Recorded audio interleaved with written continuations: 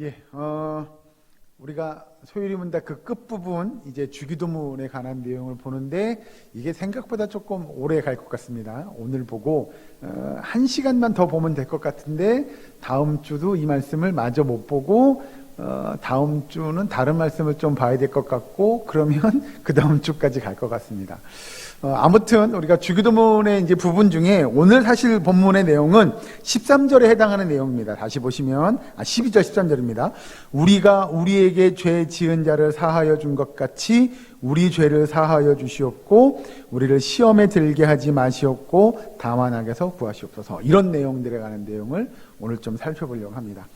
자, 예수님께서 우리에게 주기도문을 통하여 기도를 가르쳐 주는데 그 중에 5번째 기도 제목이 무엇이었냐면 우리의 죄를 용서해 주시옵소서에 해당되는 내용입니다.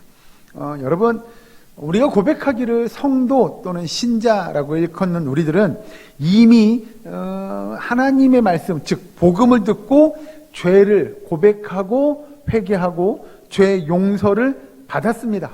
맞습니까? 틀립니까? 다시 한번 물어볼까요? 맞습니까? 틀립니까? 예, 맞죠. 그런데 왜 예수님은 그런 제자들에게 뭐라고 이야기하냐면 우리의 죄를 용서해달라고 기도하라고 가르쳐 줬을까요? 라고 하는 겁니다. 왜 이미 우리는 우리의 죄를 고백하고 죄 용서함을 받았다라고 이야기하는데 매일같이 우리의 죄를 또 고백할 것을 성경은 이야기할까요? 하나님께서, 예수님께서 제자들에게 또는 오늘을 살아가는 우리에게 죄 용서에 관한 기도를 하신 이유를 좀 살펴보려고 합니다. 먼저 보면 과연 그러면 죄와 구원의 관계가 어떤 상관관계가 있느냐를 살펴보려고 하는데요. 첫 번째로 보면 우리가 눈여겨봐야 할 건 죄의 결과에 해당하는 겁니다. 여러분, 인간은 우리가 잘 아는 대로 우리는 원죄로부터 노임을 받을 수가 없죠. 그래서 모든 인간은 죄인으로 태어난다라고 이야기합니다. 즉 우리가 죄책을 가지고 태어난다라고 하는 것이죠. 그리고 두 번째로 보면 우리는 그래서 죄의 종노릇했다라고 이야기합니다. 그래서 죄의 종노릇하여서 우리가 죄로부터 풀려날 수 없는 그런 우리들을 우리가 다른 표현으로 하면 그 죄의 종노릇한다는 게 무엇이냐면 우리의 전 인격적으로 우리의 모든 건 죄로 오염된 상태였다라고 하는 겁니다. 이거 지금 우리의 고백으로 하자면 예수님이 이 땅에 오셔서 제자들에게 하신 내용입니다. 너희들이 기도할 때 이렇게 기도해 라고 이야기하며 우리의 죄를 용서해 주시옵소서 라고 기도해야 돼 라고 할 때의 그 죄 용서에 대한 그 의미들을 살펴보면 그렇다는 겁니다. 그러니 사실 모든 인간은 태어날 때부터 그 죄를 가지고 태어난다라고 이야기해도 틀리지 않을 겁니다. 그러면 우리는 그런 죄를 가지고 태어나는데 어떻게 하면 그 죄로부터 용서함을 받을 수 있느냐, 그 죄로부터 노임받을 수 있겠는가라고 하는 거죠. 우리는 잘 알죠. 우리가 죄로부터 노임을 받으려면 필히 누군가를 의지해야 됩니다. 그게 누구죠? 예수님입니다. 예수님. 우리가 예수님을 의지해야 합니다. 그러니까 예수님을 의지하지 않으면 우리는 우리의 죄를 우리가 어떻게 할 수가 없어요. 그래서 예수님을 의지하게 되는데 예수님을 의지하면 우리에게 어떤 일이 벌어지느냐? 바로 죄로부터 면책받게 됩니다. 더 이상 우리의 죄를 묻지 않는다고 이야기하죠. 그리고 두 번째로부터 보면 두 번째, 우리는 더 이상 죄의 종노릇하지 않게 됩니다. 그 이전까지는 죄의 종노릇해서 죄의 영향력 아래 놓일 수밖에 없었던 우리들이 예수님을 의지하게 되면 이제 더 이상 죄의 종노릇하지 않게 됩니다. 그리고 한 가지 더 보면 우리는 죄의 종노릇하지 않게 되긴 했지만 여전히 우리 안에는 뭐가 남아있어요? 예, 죄성이 남아있어요. 아직 그 죄의 오염됨이 남아있어요. 그렇기에 우리는 우리가 아직 완벽하게 죄로부터 100% 완벽하게 노임받지 못한 상태에 놓였다는 겁니다. 이건 조금 여러분들이 헷갈릴 수 있지만 이해를 잘 하셔야 됩니다. 먼저 우리는 죄를 가지고 태어나게 되고 죄의 종로로 타게 되고 죄로부터 태어날 수 없는 우리가 예수님을 의지하게 되면 죄로부터 면책을 받게 됩니다. 이게 면책받는 건 결국 우리의 원죄에 해당되는 내용입니다. 그리고 나서 이제 더 이상 우리는 그 죄의 종로로 타진 않게 돼요. 그러나 우리가 100% 우리 더 이상 이제 우리는 죄는 짓지 않고 살아갈 수 있어라고 말할 수 없는 상황에 놓이게 됩니다. 왜요? 아직 우리는 죄의 영향력 아래 놓여있진 않으나 죄로부터 100% 완벽하게 놓이진 못했다는 이야기입니다. 자, 이 내용을 좀 더 살펴볼 건데요. 자, 그런데 결과적으로 언젠가 먼 미래가 되면 우리는 그 죄로부터 완벽하게 노임받는 때가 올 겁니다. 언제죠? 정답입니다, 원사님. 우리가 천국 갈 때입니다. 그래서 천국 가면 우리는 죄로부터 완벽하게 노임을 받게 될 겁니다. 그런데 우리에게 바라는 소망 한 가지가 더 있죠. 천국 가기 전에 죄로부터 완벽하게 놓일 수 있는 방법이 하나 있습니다. 그게 뭐죠? 예수님이 이 땅에 다시 오시면, 예수님이 재림하시면 우리는 죽지 않고 죄로부터 완벽히 분리된 삶을 살 수 있어요. 이해되십니까? 그래서 우리는 기도합니다. 또는 찬양하기도 하죠. 마라나타, 주 예수여 어서 오시옵소서라고 하는 건 내가 죽기 전에 예수님의 임재를, 다시 오심을 볼 수 있기를 바라는 마음에 우리가 그렇게 기도하죠. 그래서 우리가 예수님이 이 땅에 재림을 기대하면서 이 땅의 삶을 살아가는 것 아닐까요? 자, 아무튼 그렇게 우리가 언젠가 죽어서 죄로부터 노임받는 일들, 또는 예수님이 이 땅에 다시 오시면 우리가 이 땅에 새 하늘과 새 땅이 이루어지면 그때 우리가 죄로부터 노임받는 일들이 분명히 일어날 거다라고 하는 걸 우리는 알게 됩니다. 그렇다면 우리가 구원의 단계 또는 죄 용서의 그 기도의 필요성에 대해서 살펴보려고 합니다. 여러분, 우리가 구원받는 단계를 이야기한다면 죄와 관련해서 구원의 단계를 3단계로 이야기하면 첫 번째는 뭐냐면 칭의입니다. 칭의. 이게 칭의 제가 여러 번 여러분한테 말씀드렸는데, 칭의의 뜻이 뭐죠? 의롭다고 칭함을 받는 것. 우리는 여러분 의로운 사람들은 아닙니다. 여러분, 이건 중요한 겁니다. 저와 여러분이 저는 의인이에요 이렇게 이야기하면 이건 큰일 납니다. 우리는 다 뭐예요? 의인이 아니고 죄인이에요를 고백해야 됩니다. 그렇게 우리의 죄를 고백하면 하나님께서 우리를 의롭다고 여겨주시는 겁니다. 이해되시죠?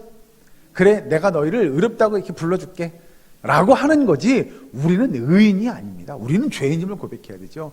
그렇게 우리가 죄인임을 고백하면 하나님은 우리를 의롭다고 여겨주시고, 두 번째로 보면 그래서 의롭다고 칭함받은 백성들이 그 의로운 삶을 살기 위하여, 하나님의 백성, 하나님의 자녀다운 삶을 살기 위하여 열심히 노력합니다. 이걸 우리는 뭐라고 이야기한다고요? 뭐라고 그랬죠? 이건 우리가 다 이 소일문제 시간에 배운 겁니다. 그렇게 하나님의 백성, 하나님의 자녀로 의롭다고 여김받은 사람들이 믿음의 삶을 이렇게 열심히 이루어가는 것, 이걸 뭐라고요? 성화의 단계를 이루어가는 거죠. 그래서 하나님의 백성들은 이 성화의 단계를 지나가고 있는 겁니다. 그래서 이 성화의 끝에 가면 뭐가 와요? 하나님이 우리를 어떻게 만드실 거예요? 만져주고. 성화의 끝에 가면 우리가 어떻게 되죠? 그렇죠. 천국 가죠. 천국 가면 하나님이 천국에서 우리를 어떻게 바꾸시냐? 우리를 영화롭게, 영화롭게 바꾸실 겁니다. 그래서 우리의 단계는 처음에 우리는 죄인이에요. 근데 하나님이 우리 죄를 고백하고, 예수님께서 우리 죄를 용서해 주실 믿습니다라고 하면, 그래, 내가 너를 의롭게 여겨주마. 내가 너의 죄를 다시는 기억하지 않으마 라고 해서 우리를 의롭다고 여겨주시고, 의롭다고 여김을 받은 하나님의 백성들이 성화의 단계를 이루기 위하여 열심히 믿음의 경주를 하다가 어느 순간에 죽어요. 그래서 하늘나라 가요. 그러면 우리는 하나님의 나라에서 영화로운 삶을 살게 되죠. 아주 간단하게 3단계로 정리하면 그런 삶을 우리가 이루어 갈 겁니다. 그래서 여러분, 제가 여기 소요리 문답 시간에 또 이야기했어요. 우리가 예수님을, 하나님의 백성들이 예수님을 믿는 순간부터 우리의 죄는 이미 하나님께서 용서해 주셨다고 이야기합니다. 즉, 이게 뭐냐면 구원의 시작이에요. 예, 우리는 구원받은 백성이잖아요. 맞습니까? 틀립니까? 예, 맞아요. 내가 예수님을 믿겠다고 고백하는 순간부터 우리는 하나님의 구원받은 백성이에요. 그런데 그 구원의 완성은 아직 이루어지지 않았어요. 그래서 제가 이걸 뭐라고 표현하냐면 신학적인 용어로 이미와 아직. 기억나십니까? 예, 그렇죠. 나는 이거 처음 듣는 얘기 같다 이런 표정이신 것 같은데 몇 번 말씀드렸어요. 우리의 구원은 이미 시작됐어요. 그러나 아직 뭐하지 않았다고요? 예, 완성되지 않았어요. 그래서 여러분 우리의 삶은 이미와 아직 요 중간 어디를 살아가고 있는 겁니다. 그렇죠. 이 미완성인 거예요. 예, 그 정확한 표현이에요. 아직 미완성이에요. 그러나 하나님의 백성은 이 땅에서의 삶을 살아갈 때 이미 뭘 받았다고요? 구원을 받은 자다운 삶을 살아야 돼요. 하는데 또 그죠? 권사님 그 다음에 중요한 거예요. 우리는 이미 받았다고 활발하게 열심히 살아가는데 또 뭘 해요? 죄를 지어요. 이게 여기 이제 오늘 문제인 거예요. 사실은요. 오늘 우리가 다루고자 하는 문제가 거기 있는 거예요. 우리는 이미 구원받았는데 아직 완성되기 그 전의 삶을 살아가는데 왜 우리는 자꾸 그 죄를 지을까라고 하는 겁니다. 자, 그래서 성경은 우리에게 뭐라고 이야기하냐면 우리는 매일매일 이미 구원을 받은 자다운 삶을 이렇게 살아가야 되는데도 불구하고 우리는 그 속에서 죄를 짓기도 한다. 그러니 성도는 구원받은 자답게 이 땅에서 죄와 멀어지는 삶, 죄를 짓지 않는 삶을 사는 것이 맞으나 삶을 살아가다 보니 나도 모르게 부지불식간에 우리가 죄를 짓게 되더라라고 하는 겁니다. 그래서 성도는 우리는 죄를 지을 가능성이 있을까요? 없을까요? 있어요. 이게 없다고 저도 고백하고 싶은데 참 그게 안 돼요. 이게 죄를 지을 수밖에 없는 삶이 되더라라는 거죠. 그래서 성경은 우리에게 뭐라고 이야기하냐면 우리는 이 성화된 삶을 이렇게 살아나가는데 온전한 성화된 삶을 살면 좋겠지만 우리에게 죄를 지을 가능성이 있더라라는 거예요. 그건 여러분 예를 들어서 모든 성도는 어떤 직분을 갖든 목사든 집사든 뭐든 간에 하나님의 모든 자녀는 다 뭘 지을 가능성이 있다고요? 죄를 지을 가능성이 있다고요. 그걸 우리 서로가 뭐 할 수 있어야 돼요? 인정할 수 있어야 돼요. 예를 들어 그런 거죠. 목사는 죄 안 지어요. 목사가 무슨 죄를 지어요? 라고 이야기하면 이건 교만한 겁니다. 그러면 목사가 죄 지으면 누구도 죄 지어요? 성도도 당연히 죄 지을 거 아니에요 라고 말하면 이것도 문제 있는 거예요. 우리는 죄 짓지 않기 위해서 노력하나 너나 나나 우리 모두는 다 죄를 지을 가능성이 있다는 걸 인정하는 거예요. 그러니 저나 여러분이나 우리 모두는 다 연약한 사람들입니다. 부족한 사람들입니다. 그래서 우리 모두는 다 서로에게 죄를 짓기도 합니다.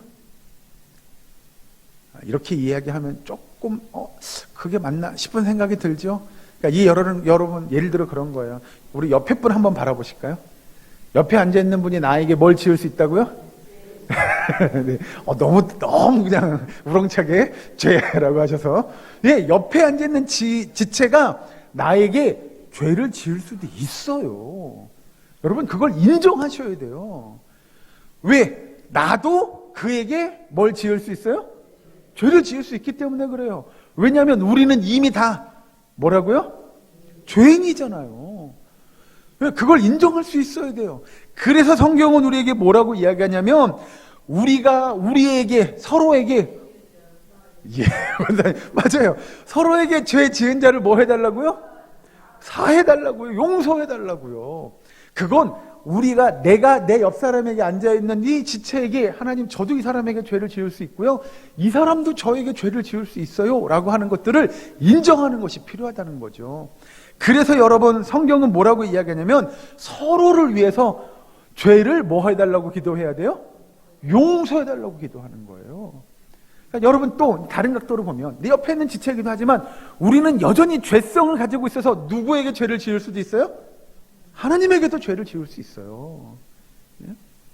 우리는 그런 존재들이라는 거죠. 그런 지체들이라는 겁니다. 그래서 내 옆에 앉아 있는 존재에게, 지체에게 그래, 나도 모르게 죄 지을 수 있는데 용서해 주세요 라고 이야기하고, 그럼 우리는 그런 거죠. 옆에 있는 지체가 나한테 그래요, 죄를 지을 수 있는 지체예요, 용서해 주세요 라고 이야기하면 우리는 뭐라고 해야 돼요? 알았어요, 잘해요. 여러분, 이렇게 하시면 안 돼요. 안 돼요. 그러면 나도 뭐라 그래요? 그래요, 저도 당신에게 죄 지을 수 있는 그런 연약한 존재예요. 그러니 저희 죄도 용서해 주세요가 돼야지. 여러분, 이게 우리가 이야기하는 교회 공동체 안에 서로를 위해 기도하고 서로의 죄를 용서해 줄 수 있는 이런 일들이 있어야 됨을 예수님은 제자들에게 가르치는 줄로 믿으시기 바랍니다. 자, 그리고 한 가지 더, 아까 본 대로 이제 우리가 하나님에 대해서 그럼 어떤 걸 이야기할 거냐라는 거죠. 밑에 가서 보시면 아까 읽은 우리 주기도문의 12절에 우리가 우리에게 죄 지은 자를 사하여 준 것 같이 우리의 죄를 뭐 해달라고요? 사하여 주시옵소서. 이건 누구에게 하는 이야기예요? 하나님에게. 그러니까 예수님은 제자들에게 기도를 가르쳐주면서 너희 스스로 상대방에게 서로에게 지은 죄를 용서해주고 용서해 달라고 기도하고, 그리고 너희가 하나님께 지은 죄도 하나님 앞에 뭐 해달라고요? 용서해 달라고 기도해라 라고 가르치게 됩니다. 여러분, 여기서 우리가 좀 한 가지 눈여겨봐야 될 것은 무엇이냐면, 우리가 하나님께 나아가는 것과 다른 사람과의 관계가 뗄래야 뗄 수 없는, 어떻게 보면 좀 필연적인 관계라고 하는 거죠. 그러니 예를 들어서입니다. 나 옆에 사람은 나 모르겠어요. 옆에 사람은 죄를 짓든 말든 난 모르겠어요. 난 하나님하고만 잘 지내면 돼요 라고 이야기하면, 이건 예수님이 우리에게 왜 이런 기도를 가르쳐 주는지를 제대로 모르는 분이에요. 반대로 그래요, 하나님 알았다니까요. 내가 옆에 사람하고 잘 지내면 되잖아요 라고만 하면 이것도 문제 있는 거예요. 그러니 우리가 내 옆에 있는 지체들과 함께 그 죄를 용서해주고 함께 화해하고 함께 협력하는 일도 필요하고, 더불어 하나님 앞에 우리의 죄를 고백하고 하나님으로부터 죄 용서를 받는 일은 사실 뗄래야 뗄 수 없는 관계에 놓여 있다는 겁니다. 그러니 성도는 하나님과의 관계도 굉장히 중요하고 옆에 있는 우리 지체들, 다른 지체들과의 관계도 매우 중요한 것을 성경은 우리에게 이야기합니다. 그러면 성도들은 다른 사람의 죄를 용서해 주는 이유를 굳이 두 가지만 찾아보고 넘어가면, 첫 번째로 보면 성도들의 용서는 누구 때문에 하는 거냐? 누구 때문에 하는 거예요? 여기 여러분, 이 말씀을 이해하려면 여러분들에게 한 가지 비유를 생각나게 해야 되는데, 그게 누구냐? 1만 달란트 빚진 자의 비유입니다. 우리가 옆에 있는 지체들을 용서하는 건 누구 때문에 용서하는 거예요? 하나님 때문에 용서하는 거예요. 왜요? 하나님이 이미 우리의 죄를 뭐 하셨어요? 용서해 주셨잖아요. 다. 그 어마무시한 지옥 갈 수밖에 없는, 우리가 영원한 지옥에 떨어질 수밖에 없는 우리의 죄를 하나님께서 용서해 주셨어요. 그런데 내 옆에 있는 지체가 나에게 지은 죄, 이건 당연히 뭐 해야 돼요? 왜? 당연히 용서할 수 있어야 돼요. 당연히 용서할 수 있어야 돼요. 이게 1만 달란트 빚진 자가 그런 거잖아요. 10,000달란트 탕감 받아놓고 몇백 대 내려가가지고 네가 내 걸 내 용서가 안 돼? 이건 말이 안 된다는 얘기잖아요. 자, 그리고 두 번째로 보면 용서는 결국 내가 예를 들어 합니다. 누군가를 용서해요. 이 용서하는데 그 기원, 그 바탕에는 뭐가 있어야 돼요? 사랑이요, 사랑. 사랑이 있어야 돼요. 하나님이 왜 우리를 용서하셨죠? 우리를 너무 사랑하셔서요. 그래서 하나님이 우리를 사랑하셔서 누구를 보내요? 예수님을 이 땅에 보내시죠. 그게 사람의 극치예요, 극치. 자기 아들을 그래서 어디까지요? 죽기까지 복종시키죠. 우리를 얼마나 사랑하시면 그 아들을 이 땅에 보내시고 그 아들이 죽기까지 복종시켰느냐라고 하는 거죠. 그렇게 하나님은 우리의 죄를 용서하기 위해서 우리를 너무나 사랑하는 표현을 하신다는 거죠. 그러면 우리도 똑같습니다. 옆에 앉아있는 지체들을 내가 용서하려면 내가 뭐 해야 돼요? 사랑해야 돼요. 사랑할 수밖에 없어요. 왜요? 우리는 이미 하나님으로부터 뭘 받았다고요? 그 사랑을 받았잖아요. 그 사랑을 받았으니 우리가 그 사랑을 내 이웃에게 베푸는 일은 당연하다, 마땅하다 믿으시면 아멘 하시기 바랍니다. 예, 그래서 여러분 우리는 그 사랑이 있어야 돼요. 이 사랑은 영혼에 대한 사랑이에요. 네. 그러니까 그런 거 있잖아요. 하나님, 이 사람이 하는 행동을 보면요, 도저히 용서가 안 돼요. 죄 용서할 수가 없어요. 그런데 그 영혼을 보면 우리는 뭐 할 수 있어요? 예, 사랑할 수 있어요. 그 영혼이 불쌍하잖아요. 그 영혼이 불쌍하잖아요. 이렇게 돼야 돼요. 그래서 영혼을 사랑하는 마음이 우리에게 있어야 돼요. 그렇지 않으면 결코 우리의 원수를 뭐 할 수 없어요? 예, 용서할 수 없어요. 사랑할 수가 없는 거예요. 자, 다른 사람을 불쌍히 여기는 마음, 그 다른 사람을 사랑하는 마음에서 출발해야 우리가 그를 용서해 줄 수 있는 거고, 또 우리의 죄도 고백할 수 있는 겁니다. 여러분, 여기서 이야기하는 대로 날마다 우리가 하나님 앞에 회개하고 또 용서를 매일 체험하는 삶을 살기 위해서는 우리의 형제들, 우리 옆에 있는 지체들을 용서해 주는 마음이 있어야 합니다. 그래서 성도는 내 옆에 사람에게 용서를 구해야 돼요. 예? 그러면 이제 그런 거 있어요. 제가 예전에도 그런 예를 들었는데, 우리 유치부 아이들 이렇게 서로 싸운다고 치죠. 막 서로 투닥투닥 싸웠어요. 그럼 선생님이 뭐라고 하냐면, 야, 서로 사과해야지. 그러면 가서 뭐라고 하라고 시키냐면, 야, 미안하다고 해. 라고 해요. 그럼 애들 어떻게 하는지 아세요? 미안해. 그렇게 해요. 미안해. 이렇게 해요. 그러면 또 그 이야기를 들은 친구는 뭐라 그래요? 알았어. 이렇게 해요. 그러니까 이게 지금 여러분 웃자고 하는 얘기인데, 우리가 누군가에게 용서를 구하려면 이건 그냥 미안해 라고 해서 될 문제가 아니라는 거예요. 용서를 구할 때는 어떻게 해야 돼요? 예. 사랑해. 뭐 이렇게 하면서 이제 다른 표현을 하면, 우리가 용서를 구할 때는 진심으로 해야죠. 진심으로. 예. 그리고 그 진심이라는 건 결국 우리가 이 용서를 구하는 게, 그거 있잖아, 그거 미안해. 이렇게 되면 안 되는 거죠. 용서를 구할 때는 진심으로 결국 뭐에 관한 이야기를 해야 되냐면, 내가 지난번에 이런 일이 있었는데 내가 그때 미안해 라고 하는 일종의 우리의 고백이 있어야 한다는 겁니다. 여러분들이 나중에 기회되면 한번 보시면 좋을 것 같은데요. 1907년, 여러분들이 기억해도 좋은 해일 것 같습니다. 1907년에 평양 대부흥운동이 있었습니다. 한국에, 우리나라에, 그때 조선시대니까 그때 들어왔던 선교사들의 그 고백, 이게 편지로 다 남겨져 있어요. 어떻게 표현하냐면, 자기는 지금까지 이런 부흥의 역사를 들은 적도 본 적도 없었다 라고 기록해 놓을 정도로 그때 평양에서 있었던 부흥의 역사가 엄청납니다. 그런데 그 평양 대부흥운동의 시발점이라고 이야기한다면 어떤 일이 있었냐면, 부흥의 집회를 하는데 한 장로님이 앞에 앉았다가 벌떡 일어나신 거예요. 그리고 뒤를 딱 돌아보면서 자기의 죄를 그 시간에 고백하기 시작했어요. 장로님께서. 그럼요. 이게 쉬운 일 아닙니다. 그래서 그것도 여러분 미안해요 뭐 이런 게 아니고요. 예를 들어서 누구누구 성도님, 내가 지난번에 이렇게 잘못한 거 내가 용서를 구해요 라고 자기의 죄를 정말로 진심으로 고백하기 시작했어요. 그런 일들이 있고 난 이후에 그 평양 시내가 변화되기 시작합니다. 똑같습니다. 우리가 누군가에게 죄를 고백하고 용서를 구할 때는 그냥 미안해 라고 해서 될 문제가 아니라는 거죠.